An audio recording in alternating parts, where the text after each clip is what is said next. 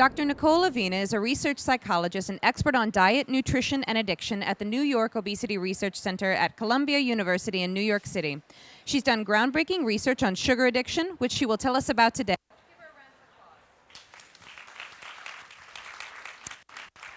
Thank you. How's everybody doing? Good? Okay, well, I'm really happy to be here. Can everyone hear me okay? No? Is that a little better? Yes. Okay, great. Okay, so I'm really happy to be here. This is my first Paleo FX meeting, and it's great to be here. I'm learning so much more than I'm going to teach, so this is really a great thing for me. I'm going to talk to you today about the research that we've been doing in my laboratory. My lab is interested in understanding appetite and brain mechanisms that regulate why people eat things that are sometimes not always healthy, and why people act in ways regarding food that aren't always maybe within their best interest in terms of health. And so I'm going to talk today about one area of work we've been doing that's focused on this idea of sugar addiction and the potentially addictive properties of sugar. So here's a little bit of an outline of what I'm going to say. I just want to sort of frame this within the context of the obesity epidemic, because that's really sort of how we kind of get this conversation going about why we need to think about how certain foods might lead us to eat in unhealthy ways. I want to talk about some of the contributing factors to the obesity epidemic. Certainly there's lots of different things that contribute to it, but I'm really interested in one particular area, which is this idea of how foods can be rewarding and how they activate brain reward systems. I'm also going to talk about what do we mean when we say something is an addiction. We use that term pretty loosely in our society, but actually from a medical standpoint, there's certain criteria that one needs to meet in order to be considered as having an addiction. And so I want to talk about how we define an addiction. I also want to talk about some of the research that's been going on looking at assessing this idea of foods being addictive. And so there's been lots of studies that we've been doing in my laboratory and also in laboratories in other places throughout the country that have been looking at food addiction, not only in animal models so that we can understand the little inert workings of the brain, but also in clinical studies as well. So I want to tell you about some of those new and exciting data.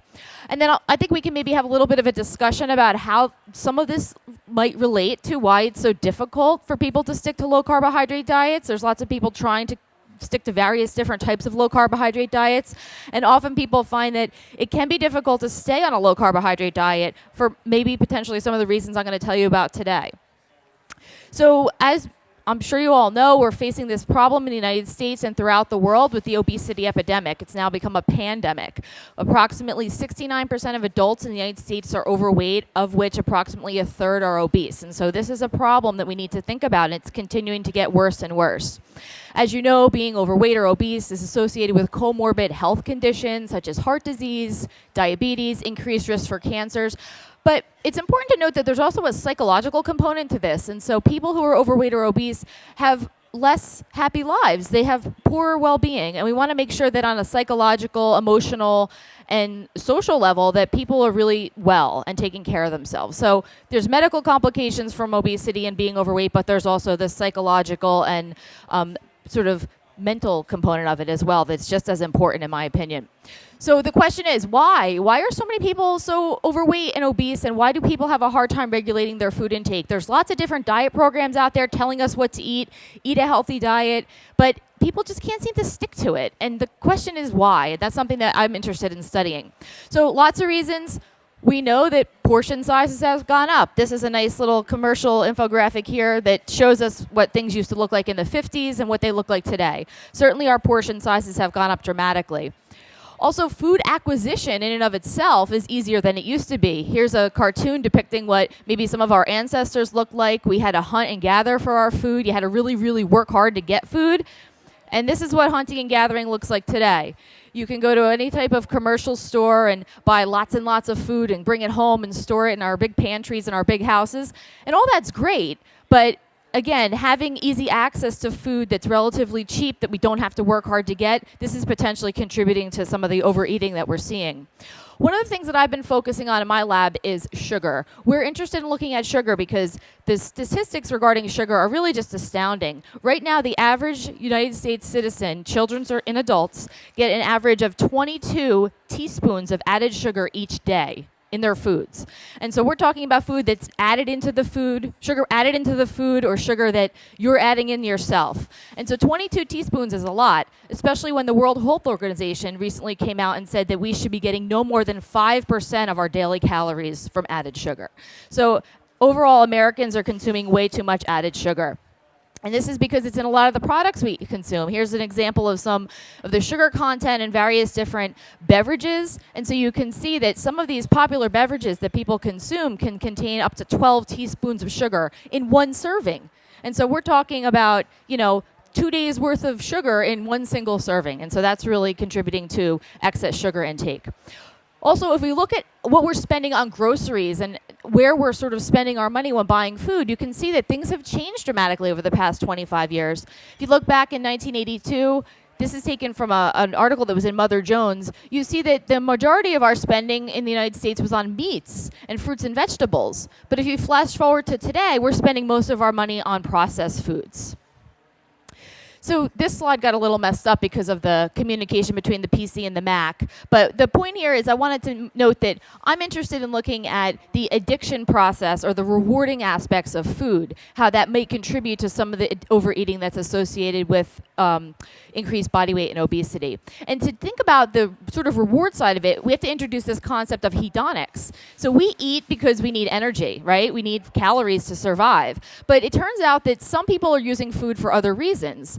People eat because it feels good. People eat because food tastes good. And that's the hedonic pleasure of it. And so people are eating for reasons that are not calorie-based. And when you look at the types of foods that people eat for non-caloric reasons, it turns out that those foods are rich in sugars, usually, and extra calories. And so that's one of the reasons why we've been looking at those particular types of foods within this context. So what happens in the brain when we eat? I'm a neuroscientist. I have a PhD in neuroscience, and so I study the brain. And so this is a really sort of simple diagram that shows some of the brain mechanisms that get activated when we eat palatable food, or food in general. One of the things that's interesting is we have this brain reward system that was put in place to reinforce natural behavior. So things like sex, things like food, we need to engage in those behaviors to survive. So our brains were designed to make sure that they feel good. So that's why it feels good to have sex, and that's why it feels good to eat food. Well, it turns out that drugs of abuse, like alcohol, nicotine, morphine, the reason they get so addictive and people get hooked on them is because they hijack this primitive brain reward system. They work on this brain reward system and they put it into overdrive. And one of the things that we've been thinking about is whether or not some of the highly processed foods with excess amounts of sugars that are higher than what you'd ever see in nature might also be doing the same thing and overstimulating this brain reward system. Addiction is something that is well defined in the medical literature. There's criteria that one needs to meet to be considered an addict, and I have them listed up here.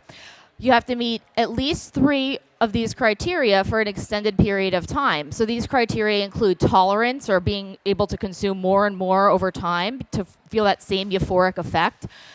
Withdrawal can be a symptom. Not all drugs of abuse produce a withdrawal syndrome, but many do.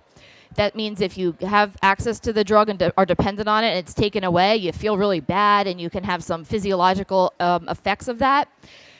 Using the drug more than intended or using longer than intended, trying to quit but having failed attempts, excess time dedicated to procuring the substance or trying to get or recover from the substance or its use, and then consequences in social life and in work due to use. And so when you think about all these things, if you know someone who has a problem with addiction, I think it's pretty clear to see how alcohol and drugs fit into this. But then now think about these contexts again within the context of someone who might be overeating or might have an excess body weight issue. Someone who's tried relentlessly to cut back on their food, and despite what they do, despite knowing it can cause damage to their health, they continue to eat these foods that are potentially causing them to keep on gaining weight. So this is what we've been doing. We've been trying to see if these criteria fit in with looking at highly processed foods. So we've asked the question of whether or not some people could become addicted to eating highly palatable foods in ways that are similar to what happens when people become addicted to drugs, and if this might contribute to the obesity epidemic. So I'm going to show some data. I want to just sort of underscore that there's a lot of science going on here. This is some data from my lab where we've looked at rats, and rats are great to use because they're not like humans. They don't care if they look good in a bathing suit. They don't care, if people are mad at them or not. They're really just, simple animals that we can provide with food, and they'll eat it if they like it, or they won't if they don't. And when we give these rats sugar, we see that they drink more and more and more over time. Over the course of about a month, the rats will escalate their intake, and this is a sign of tolerance. They need to consume more sugar each day to feel that same euphoric effect they used to get from just a little bit of sugar. We also see signs of binging. If we give these animals limited amounts of sugar each day, after about a month, you'll see that the rats that have limited amounts of sugar will consume a whole lot of it in that first hour of access. So they binge on it when it becomes available, much like some of us might do when we are trying to restrict our own intake of sugars. And when it becomes available, or at a party and there's a piece of cake, we end up eating a much larger piece than we intend to. We also see signs of withdrawal. If we have rats that are given excess sugar to consume, and then we take the sugar away, they show indications that look like they're in a withdrawal, like you'd see during withdrawal from drugs like morphine. So they'll show chattering, they'll show tremor, they show signs of anxiety and distress, they show changes in body temperature. And these are all things that we see in response to withdrawal from drugs of abuse. We also see signs of craving, and so we can measure this in our rats by doing a few things. One involves seeing whether or not the rats are willing to do something that's kind of crazy in order to get access to the food. And one thing that I think you might agree with me is kind of crazy for a rat would be to cross an electrified shock grid to get an M&M. And we see that our rats will do that. This is actually taken from a colleague where she gave rats that were prone to overeat the chance to cross a grid that's electrified to get M&Ms. And she found that those rats that were overeating or more likely to overeat are more willing to cross that grid in order to get access to an M&M. In my lab, we've also looked at how hard their animals are willing to work to get sugar. And so what we find is that rats that have a history of overeating sugar, over time, if we then take the sugar away and reintroduce it, so we allow them to get access to it again, they'll work harder than ever before. They'll press the lever a whole lot more to get access to it after they have a period of abstinence. So this suggests that they're craving, and this is sort of a long-term change in the brain that's occurred. We also see a relationship between animals that are overeating sugar and drugs of abuse, and this underscores that potentially the same brain mechanisms are being activated. Rats that have a history of overeating sugar will show a sensitivity to amphetamine, which is a drug that stimulates the dopamine system, and they also will drink more alcohol if given the opportunity. So again, we see this relationship between sugar and a drug of abuse. And as I mentioned earlier, I'm a neuroscientist, and so one of the things that we do is then look at the brain to explain some of these behaviors. And I mentioned earlier that we have this brain reward system that's activated by foods and by sex and also by drugs of abuse. One of the big differences is that when foods activate that brain reward system, now I'm talking about sort of healthy standard food, it releases something called dopamine, which is a neurotransmitter. But after repeated access, that dopamine release attenuates. And so the dopamine release with food is more associated with the novelty of a food, because the very first time you eat a food that you've never tasted, you want to make sure you're paying attention, because if that food makes you sick, you could die. And so our brains have this mechanism to really pay attention to things when they're new. And that's what happens with dopamine release in food. Now, with drugs of abuse, it's a different story. Every time someone takes a drug of abuse, it releases dopamine in the nucleus accumbens, which is this part of the reward system that we're looking at. So that's the big difference between foods and drugs with respect to dopamine. Drugs always release dopamine in this area, whereas foods, the dopamine release attenuates. So the million-dollar question was, well, what's going to happen with a food like sugar? If animals are overeating sugar, will repeatedly release dopamine every time, or will it be more like what you'd see with a food? And lo and behold, what we found was that every time we gave the rats access to sugar and they were binging on it or overeating it, they were releasing dopamine. So the pattern of release is more like what you'd see with a drug and less like what you'd see with a food. Now, I want to point out, it's not every rat that has sugar. We're talking about the rats that are overeating sugar. So we have control groups where the animals only have occasional access to sugar. And they're able to regulate their intake. They're not eating too much of it. They have it here and there. It's only the animals that are excessively eating the sugar, binging on it, eating a lot of it, that are showing this effect. Unfortunately, I think that many Americans fall into the category of excessively overeating it and binging on it, especially since we're consuming 22 teaspoons a day when we shouldn't be consuming anywhere near that. So moving into human studies, there's been a lot of work looking now to sort of extrapolate these studies from rats into people, because we now are trying to see whether or not we can measure this in humans as well. There's a scale that's been developed by a colleague of mine who was at Yale, and she's now at University of Michigan. It's called the Yale Food Addiction Scale. It's actually a 10-item paper and pencil type of survey that you can take. And it asks you questions about your feelings and responses toward food or about food. And so things like, I find myself continuing to consume certain foods even though I'm no longer hungry, or I eat to the point where I feel physically ill.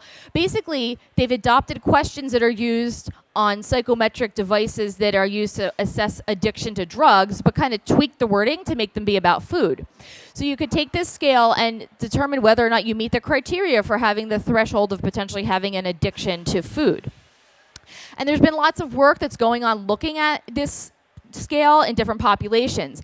It turns out that 11% of the general population meet the criteria for having a food addiction. But if we sort of focus in on the groups and mostly look at people who are obese, or focusing even further and look at people who are obese and have comorbid binge eating disorder, then the numbers go up. We see up to 57% of people meeting the criteria for having a food addiction when we look at those types of groups. And interestingly, I want to point out there's been a child version of the scale developed, a more child-friendly version that recently came out. And when generally children are looked at, it's about 7% of children meet the criteria for having a food addiction. So to summarize the data, this is actually taken from a review paper that was written on this topic a couple years ago. If we look at all the criteria for addiction that are out there according to the medical diagnosis of an addiction, we see that evidence in both animals and also in human studies has been found when the addictive substance is food. And mostly those studies are focusing on sugar. So the literature is really mounting that supports the science behind this, that some people may have an addiction to palatable food. So what can we do about it? This is really sort of where we are now. We know that the science is there, and so how can we use that information to make a change? And so I think most of it involves preventing these addictive behaviors from developing. And so I think we can start by doing this at a very young age with our children. I think if we can try to get away from using food as reinforcers to kids, that's really the way to go. One way to sort of set the stage for them to avoid using food as a reinforcing thing. Also, as a group, we tend to sort of congregate around food as social beings. This is the way it's always been for humans. That's the way it has been as our ancestors did. We get together with our families for a meal. But I think we need to realize that sometimes that's adding extra calories to our day that we don't necessarily need. If we get together with friends to go out for drinks and we just had dinner, we have to sort of incorporate that into our daily caloric intake monitoring. Also, maybe movements towards getting rid of popular toys and unhealthy food packaging that's marketed toward children. Focusing on the kids, I think, is really the way to go, and avoiding these things from happening before they begin. Also, what can we do now as adults? So thinking about looking at our nutrition labels and trying to become more educated food consumers. I think this is certainly an audience that knows about how they should look at nutrition labels. One thing that's a positive thing that's happened over the past couple of weeks is the FDA is now talking about changing the nutrition label so that we would see added sugars on this label, not necessarily just sugars or carbohydrates in general. As you can see, you have to pretty much be a detective to figure out what all this means sometimes. When you look at the nutrition label, there's lots of information, but we don't get a percentage of how much sugar.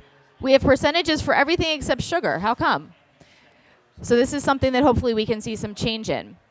Knowing where the sugars are hidden, looking on the back of your nutrition labels and looking at that ingredients list and seeing where sugar lies. Knowing the different names for added sugars. It's not just sugar or high fructose corn syrup. There's like 56 different names, or code words I like to call them, for basically added sugar. So fruit concentrate is added sugar. So thinking about all these and educating ourselves and others about this information, I think, is key to avoiding eating excess amounts of sugar in our diet. So just to summarize, we know that the rates of obesity and overeating have gone up along with portion size, food availability, sugary foods and beverages, and that's increased dramatically over the years in the United States. We know from the research that there's similar brain mechanisms that are affected by both drugs of abuse and palatable food, and this literature, I think, is mounting, and we're going to see more and more over the next coming years. We know that overconsuming certain ingredients like added sugar can lead to the development of addiction-like behaviors. We see this not only in our rat studies, but also more recently in some human studies as well. And I think further research onto this is really the way to go in terms of thinking about how we might use treatment. And so when we talk about, sort of how to avoid or mitigate some of the sugar intake, we then need to address how are we going to help people who might be addicted to sugar. It might not be so easy as to just tell them go cold turkey and quit eating sugar. We know that that's really not possible and potentially not healthy. And so it's much easier when someone's addicted to a drug in many ways because they're not faced with a plethora of ads and billboards, and they're not, constantly being surrounded by the thing that they're trying to avoid. I often say if we had as many billboards and advertisements and commercials for heroin as we do for some of the fast food restaurants and lots of the foods that we consume, we'd probably have a much bigger drug problem in this country than we presently do. So the advertisements and all of these cues that lead people to want to overeat are still going to be there. That makes it very difficult for someone who feels that they're addicted to cut back on their intake and to really get it under control. So I think more research is needed so we can not only understand how we might help these people, be it if we should adopt therapies that have been successful in addiction, like some 12-step programs have been used by some people. Pharmacology might be a way to go too. We've been working on that in my lab to try to understand what brain mechanisms are perturbed. So maybe drugs that have been helpful for people dealing with a drug addiction might also be helpful for people who are dealing with a food addiction as well. So that's sort of where we are now. And I want to thank my collaborators, my students, of course. I also want to mention, I recently did a TED Ed video. I'm not sure if everyone's probably familiar with the TED group. And so they produce animated educational videos. And I did one called What Sugar Does to Your Brain. If I had time, I would show it. But I really encourage you to take a look at it because it basically takes everything I said and condenses it into 5 minutes, and it's really much coolly animated. It's a really, really nice video, and it's great for people who want to learn about what sugar does to your brain, but watch a fun video too. Here's my contact information. I want to thank my funders. I want to note that I have a blog on Psychology Today. If you're interested, it's called Food Junkie. You can find me on Twitter and Facebook. And also, I have a book that just came out. It's actually in the bookstore, so I'll be over there if anyone wants to talk more after we're done. And I'm happy to answer any questions, and thanks for your attention.